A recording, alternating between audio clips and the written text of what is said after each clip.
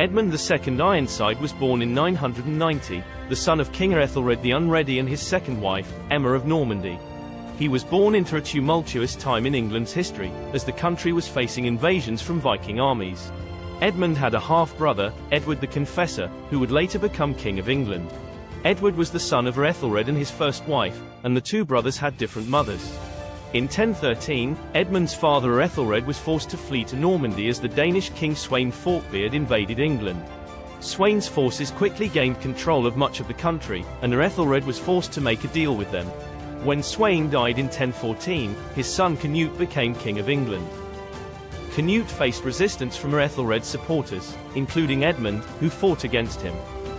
Edmund proved to be a formidable opponent for Canute, and his forces were able to keep Canute's armies at bay for a time. However, Canute eventually gained the upper hand, and Edmund was forced to cede control of Wessex to him. In 1016, Edmund and Canute met in battle at Ashington. Edmund's forces were defeated, but he was able to escape and continue the fight.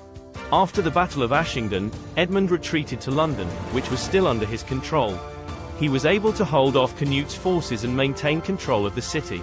Edmund did not give up the fight against Canute, and he continued to resist the Danish king's attempts to take over the rest of England. In November 1016, Edmund and Canute agreed to divide England between them.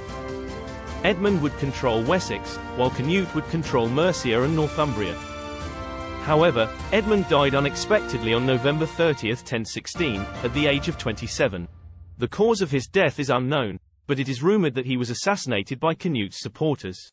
Despite his short reign, Edmund left a lasting impression on English history. He was known for his bravery and military skill, and was considered a great warrior by his contemporaries. After Edmund's death, Canute became the sole king of England. Canute was a skilled ruler and was able to unite England under his rule.